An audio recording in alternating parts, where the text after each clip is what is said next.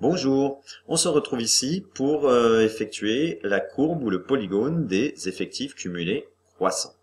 Hein. Avec comme exemple ce tableau qui correspond toujours à notre devoir de maths, là, hein, au temps de révision en heures. Donc rappelle-toi, c'est une série qui est, comme elle est constituée ici, à caractère continu. C'est-à-dire que j'ai des intervalles et non pas des points isolés en ce qui concerne les valeurs du caractère. Voilà. Voyons tout de suite comment on va effectuer cette courbe et ce qu'il nous faut. Il va nous falloir déjà un graphique, hein, avec, je te le rappelle, en abscisse, toujours la même chose, les valeurs du caractère. Donc le caractère, c'est le temps de révision en heures, donc tu vas mettre ça en abscisse. Et en ordonnée, puisqu'on veut les effectifs cumulés croissants, ça va être les effectifs cumulés. On n'oublie pas de mettre un titre à ce graphique. Allez, on y va. Alors, voilà, on a donc en abscisse les heures de travail, en ordonnée effectifs cumulés. On va commencer à placer les points. Alors, puisque c'est les effectifs cumulés, ça va être, et on a dit effectifs cumulés croissants. Donc ça signifie que je vais partir de 0 et je me dis combien j'ai d'élèves qui ont travaillé plus de 0 heure pour ce test de mathématiques. Eh bien, a priori, pardon, je suis parti sur les décroissants. Donc il faut que je recommence. Combien j'ai d'élèves qui ont travaillé plus de 0 heure qui ont travaillé moins de 0 heure, décidément, sur ce test de mathématiques. Moins de 0 heure, ça voudrait dire un temps négatif, il n'y en a pas. Donc, mon premier point va être ici. Et puis, je vais faire la même chose avec les autres points. Combien j'ai d'élèves qui ont travaillé moins de 1 heure pour ce test. Et je vais placer le point et l'effectif, l'abscisse sera 1 et l'effectif correspondra au nombre d'élèves. Alors évidemment, je place les points dont les abscisses correspondent à mes extrémités de classe. Donc si dans mon tableau, l'extrémité de ma classe c'est 1, je vais avoir un point d'abscisse 1. Si l'extrémité de ma classe c'est 2, je vais avoir un point d'abscisse 2. Allons voir notre tableau.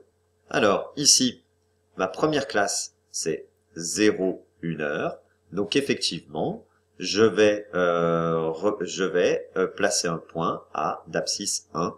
Et quel est l'effectif cumulé croissant? C'est 7. J'ai 7 élèves qui ont travaillé entre 0 et 1 heure pour réviser ce test. Donc je vais placer un point d'abscisse 1 et d'ordonnée 7. Puis ensuite, je vais placer un point d'abscisse 2 et d'ordonnée 12 parce que je vais avoir 12 élèves, 7 plus 5, hein, c'est comme ça qu'on calcule les effectifs cumulés croissants, 12 élèves qui ont travaillé entre 0 et 2 heures, etc. jusqu'à 5 heures, puisque aucun n'avait travaillé plus de 5 heures. Et à 5 heures, je vais arriver à 28 élèves qui ont travaillé moins de 5 heures, entre 0 et 5 heures. Je relie tout ça par des segments à la règle, et ça me donnera ta courbe. Alors maintenant, tu peux le faire, et on vérifie. Pour l'occasion, comme tu as dû le reconnaître, je suis sous GeoGebra, je vais faire afficher le tableur de GeoGebra. Voilà. Hop, il faut que je décale ma fenêtre. Hein, dans l'affichage, je suis allé faire afficher le tableur. Tableur qui fonctionne comme celui d'Excel ou de Google Spreadsheet. J'ai mis mes heures, j'ai mis mes effectifs, j'ai fait correspondre des points et j'ai fait tracer les segments. Hein. Tout ça se fait automatiquement si tu surlignes les deux colonnes là, de 1 jusqu'à 28, tu fais ceci, et après tu fais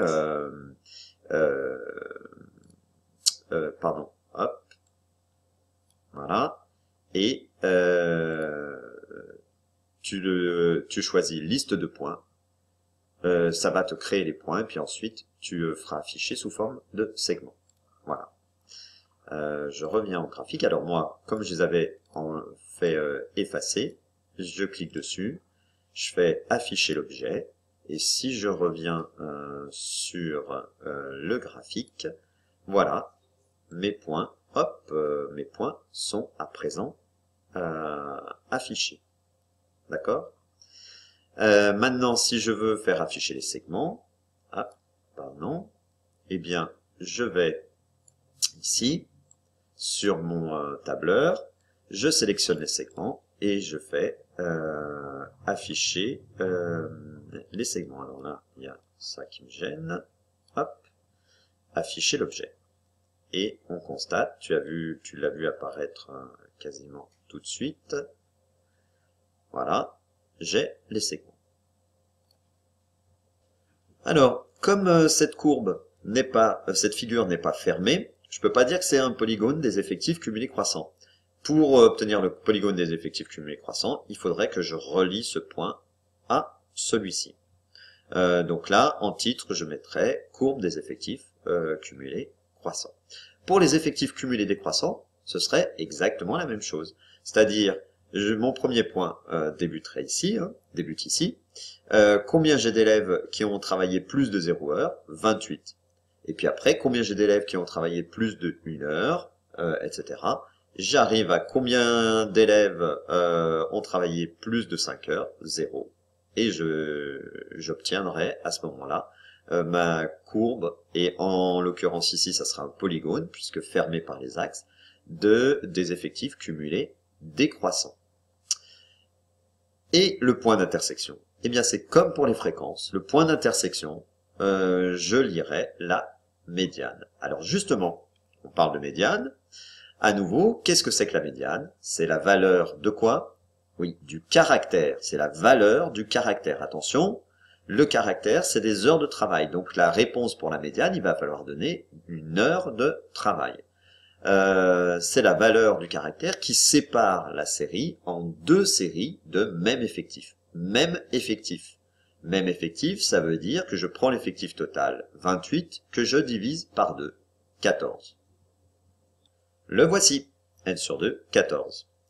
Eh bien, il faut que je me dirige sur la courbe. Donc, hop là, c'est pas celle-là, c'est celle-là. Voilà. Donc n sur 2 égale 14, je viens sur la courbe et maintenant je vais lire la valeur en abscisse, celle-ci.